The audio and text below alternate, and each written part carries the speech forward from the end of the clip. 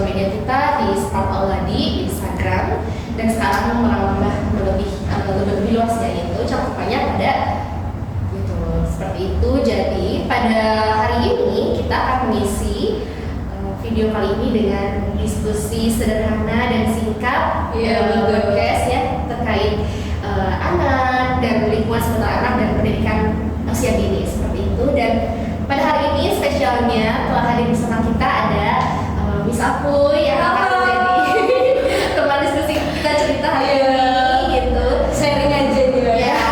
sharing singkatnya Miss ya. Betul. Dan juga saya Miss Sally sebagai host dan juga akan mungkin mengarahkan sedikit ya. Kita tanya jawab singkat aja. Oke, begitu. Miss gimana hari ini kabarnya? Alhamdulillah, I'm wonderful. Alhamdulillah ya. Soalnya dari pagi sampai detik ini udah berkegiatan sama anak-anak, jadi energinya udah terisi, jadi emosinya juga alhamdulillah sudah meningkat. Alhamdulillah ya. Itu sama karena informasi juga bahwa Miss Apuy ini juga menjadi guru kelas di kelas TKA yang sih ya. Iya, di Nabawi kelas. Ya, di Nabawi kelas. Begitupun dengan saya juga gitu ya, guru kelas juga di Kubang kelas. Kalau di Kubang kelas sendiri kan usia sekira 3 sampai 4 tahun yang sih. Iya, betul. Kalau Nabawi itu 4 sampai 5 tahun. 4 sampai 5 tahun seperti itu. Dan pada hari ini kita juga ada tema yang akan menjadi topik pembicaraan kita pada kali ini ya, itu tentang ada apa di balik permainan anak. Wah, ada apa nih, Miss? Ya memang permainan itu hal yang melekat ya. Iya, betul. Permainan itu identik ya dengan anak, karena memang anak-anak ini senang sekali dengan bermain. Alhamdulillah selama saya menjadi guru di sekolah ini, saya sering sekali nih lihat anak-anak bermain, mulai dari ekspresinya, mulai dari dia cara bermain, cara menyelesaikan masalahnya, dan masih banyak lainnya. Kompleks, jadi gak hanya itu ternyata di balik permainan tuh. Yang saya kira dulu itu main aja biar happy, senang, ya udah biar ada temen doang. Iya gitu.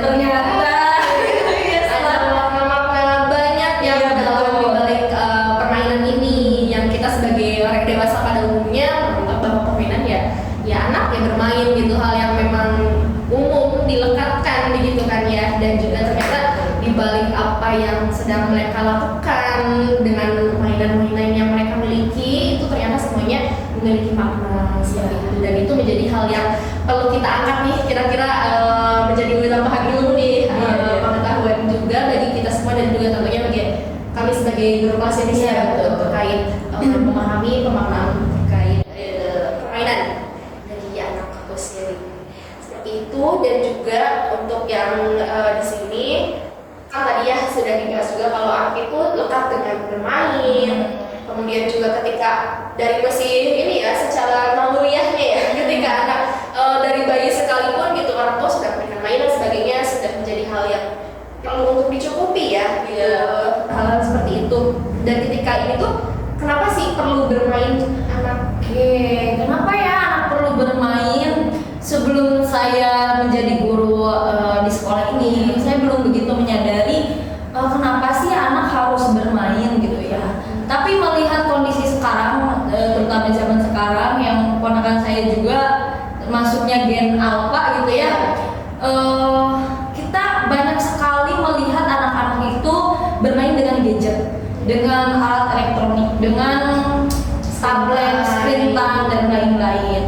Yang memang tidak bisa dipungkiri, awal pemicu anak-anak bermain gadget itu terakhir itu kan memang kita tuh mengalami masa pandemi ya, yang membuat para orang tua juga kebingungan dan kesusahan untuk mengajari anak tuh bagaimana, dan mau tidak mau mengisi waktu luang, mau tidak mau pembelajaran juga dilakukan secara online. Nah mungkin itu juga salah satu faktor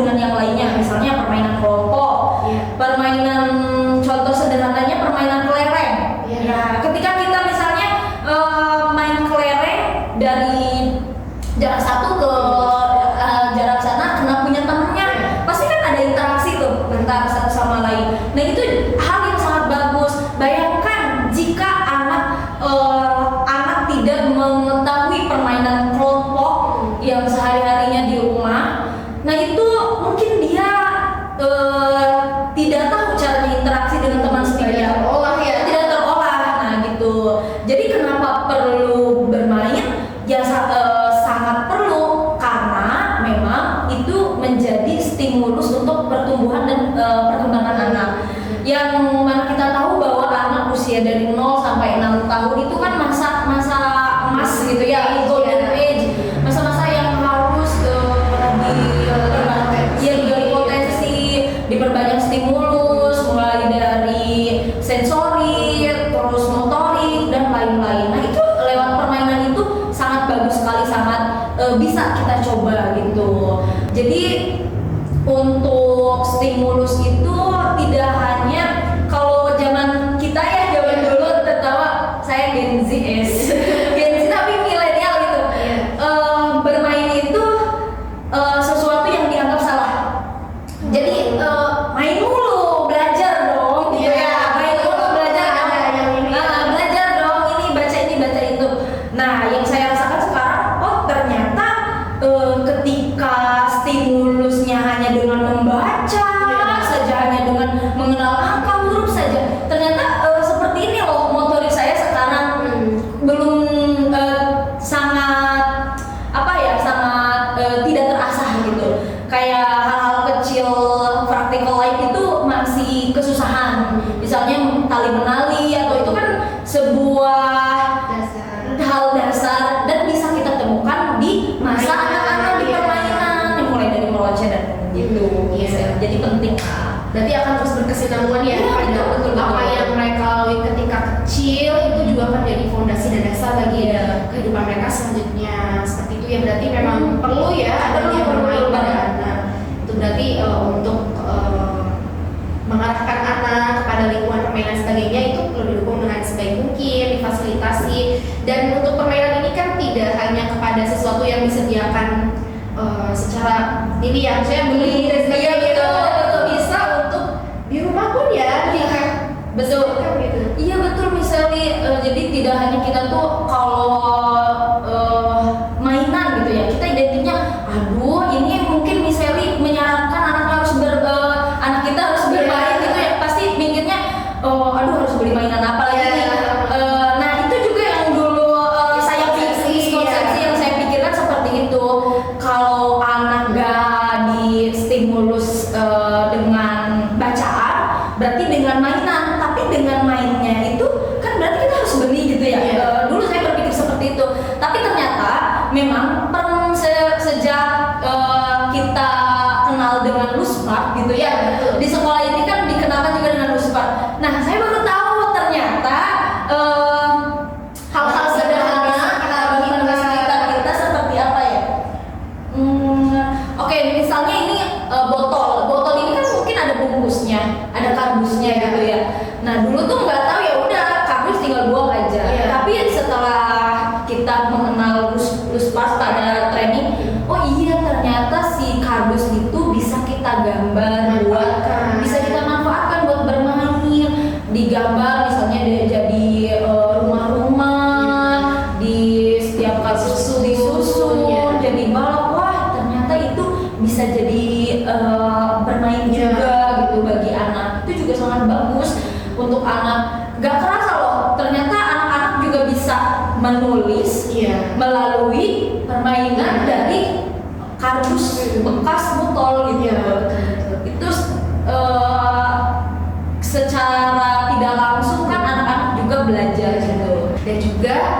Dan juga dengan apa yang tadi disampaikan ya, ada beberapa yang menjadi informasi baru gitu bagi saya sendiri terkait bermain. Ternyata tadi ya kalau permainan itu tidak yang beli secara ini gitu, tapi juga bisa diciptakan sendiri dengan barang-barang sekitar dan juga dengan yang seadanya gitu. Kita entah dari dengan bahan barang bekas ya, seperti kardus, plastik, ini ya jenis ya, dan juga dengan kertas dan sebagainya bisa kita di konsep reuse, dan recycle itu juga bisa ya untuk diaplikasikan kepada permainan anak. Dan juga tadi, wah ini bermain yang tadi yang disampaikan itu bermain terus belajar dan sebagainya, dan ternyata ya itu ada kaitannya antara dengan bermain dan menambah informasi wawasan bagi anak. Dengan bermain itu bisa loh diajarkan juga hal-hal yang memang akan berguna ke depannya, dengan tadi komunikasi, dengan adanya problem solving dan sebagainya itu didapatkan ketika anak bermain. Kita juga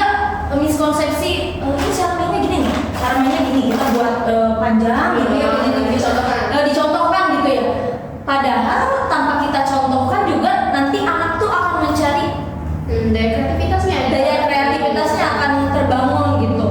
Nah misalnya ini anak melihat inilah, oh apa ini Miss, apa nih gitu ya, oh ini namanya Ruspa gitu.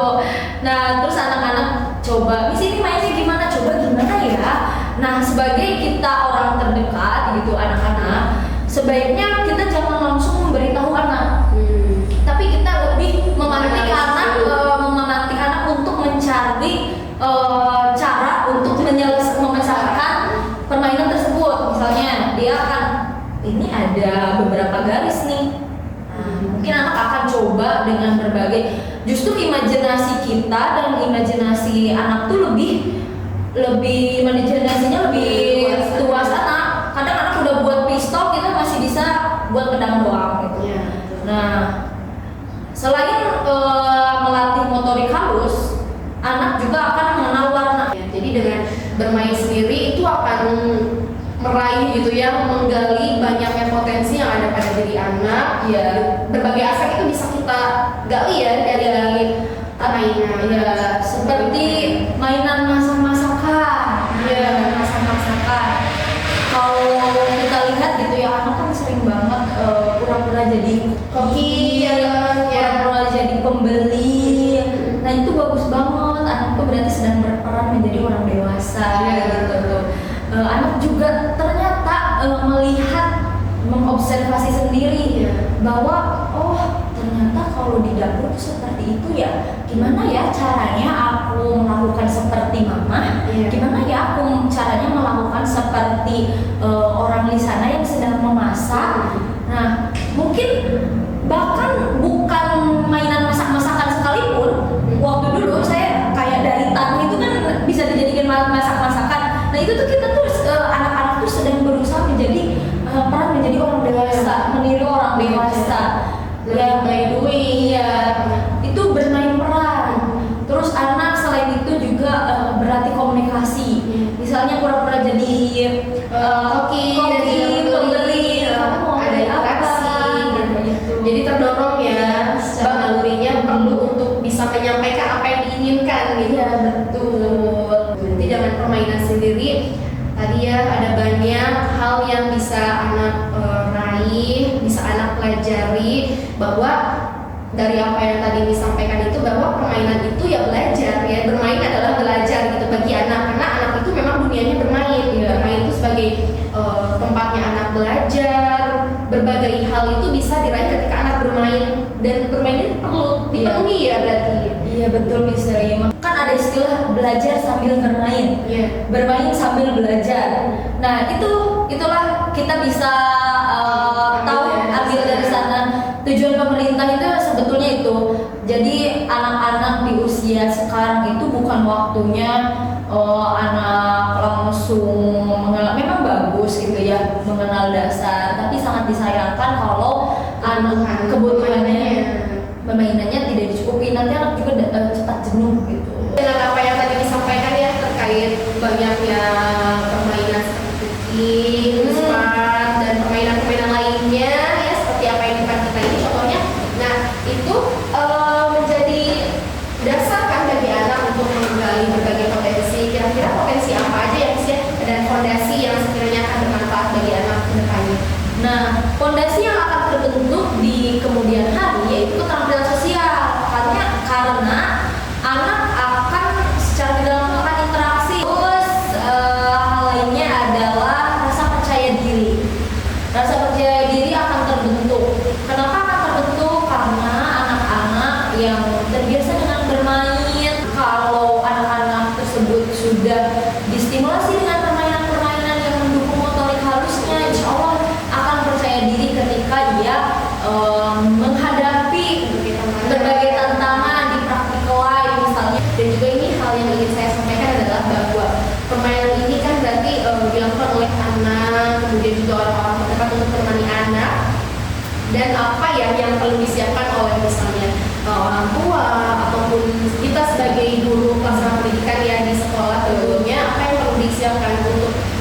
menstimulus anak dengan permainan. Oke, apa aja yang perlu disiapkan orang tua untuk memberikan permainan-permainan pada anak? Fasilitasi yang dipersiapkan dan menyediakan permainan. Yang pertama itu mungkin hal yang sangat penting itu permainan yang sesuai dengan usia anak ya. Anak usia dini. Gak mungkin juga kita kasih pisau beneran ke anak-anak. Meskipun memang tujuan kita belajar practical life gitu ya. Gak mungkin juga langsung pada hal-hal benda tajam seperti itu. Yang lainnya juga tetap diawasi. Meskipun memang kita sudah meyakini nih tempat lingkungan anak itu aman nih, ya udah gitu. Kita biarkan aja. Itu kurang tepat. Menurut aku sendiri lebih baik tetap perlu diawasi. Ketika mengawasi juga keterlibatan kita dengan anak.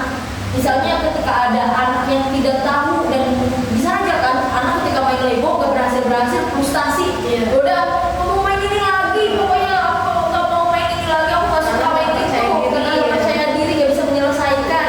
Nah disitulah peran orang tua atau peran miss, peran guru sekalian untuk bisa terlibat dengan anak, membantu bukan berarti membantu secara mengambil alih permainan anak ya, tapi lebih membantu anak meregulasi emosinya, memotivasi anak, dan itu juga yang membimbing. Itu yang dirasakan saya sendiri menghadapi banyak anak-anak ketika belum bisa menyelesaikan permainan nih. Selain itu juga ada untuk menyiapkan itu menggunakan media sehari-hari seperti yang sudah kita lakukan di sekolah ya nih. Ada mulai dari plastik, botol plastik, terus selain itu dari batu juga anak bisa membuat kursi katanya. Nah kalau dulu kan ada ceritanya di balik permainan ya itu selalu ada cerita anak gitu.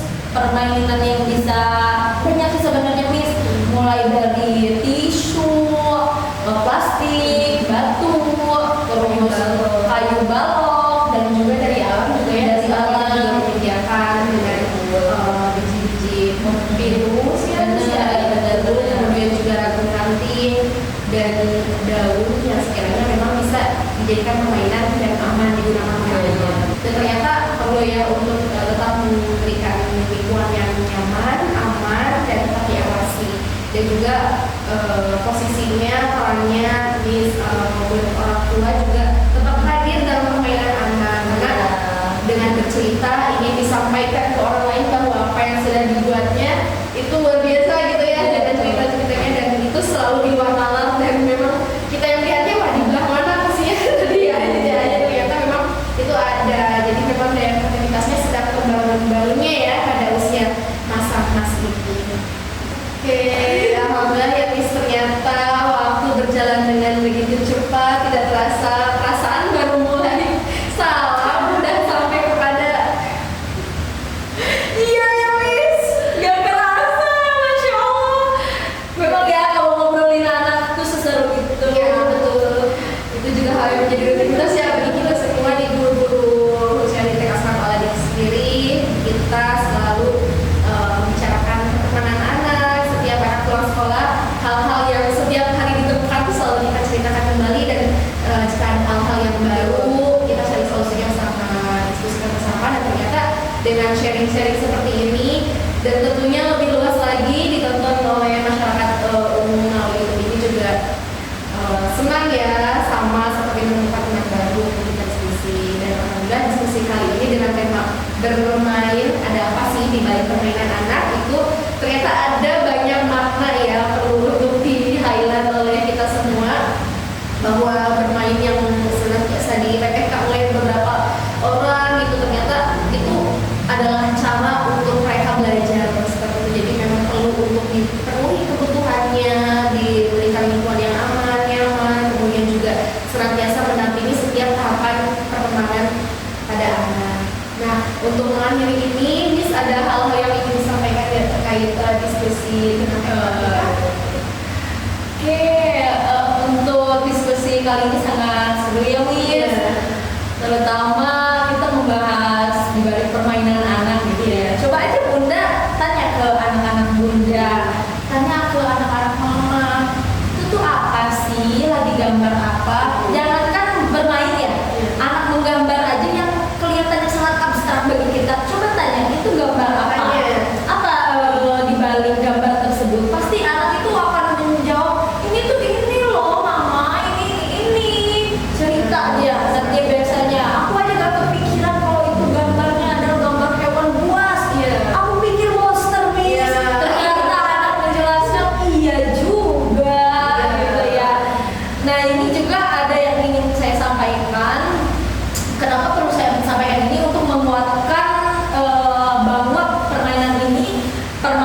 dan bermain itu dibaliknya selalu ada makna. Oke nih, untuk mendukung statement bahwa dibalik permainan, dibalik bermain anak-anak, ini didukung juga oleh teorinya Piaget bahwa dengan bermain itu merupakan jembatan bagi anak-anak membangun pengetahuan mereka. Nah itu teori kognitif sosial dari psikolog. Kemudian teori lainnya juga dari Vygotsky bahwa dengan permainan dan bermain anak-anak juga akan belajar bersosialisasi serta akan membangun menumbuhkan kecerdasan sosial mereka. Ya, seperti yang tadi kita sampaikan bahwa di balik permainan itu kan bisa menstimulasi motorik kasar, motorik halus, kemudian sosial emosional dan lain-lain. Untuk benda-benda mama maupun ayah yang menonton video ini, parents semuanya ya, ketika melihat anak kita bermain, coba tanya apa makna di balik ini. Ya jangan langsung tanya ke anaknya, "Dek, itu maknanya apa?" Ya mungkin nggak akan paham gitu ya. Dek, coba ceritakan. Nah karena dari apa yang kita lihat bermain itu merupakan proses belajar yang luar biasa, Bunda. Itu tuh di balik permainan merupakan proses belajar yang luar biasa. Masya Allah. Ya begitu. Gitu ya, Masya Allah banget diskusi kita hari ini berjalan dengan begitu cepat, tidak terasa ya. Dan apa yang disampaikan juga Masya Allah, ternyata permainan itu sebegitunya berperan penting bagi anak. Alhamdulillah, Miss, Masya Allah, closing statement dan apa yang tadi kalimat-kalimat yang disampaikan oleh Miss Apuy di sini sangat menginspirasi bagi saya, dan semoga juga penonton-penonton semuanya, bagi ayah bunda, kemudian parents dan remaja-remaja mungkin ya, ini kan luas gitu. Jadi siapapun yang menonton video ini semoga menjadi wawasan bagi kita semua dan menjadi ikhtiar untuk terus menambah ilmu pengetahuan, terus belajar, karena belajar itu tiada habis ya gitu. Ini akan menjadi hal yang insya Allah bermanfaat bagi kita ya. Alhamdulillah diskusi terkait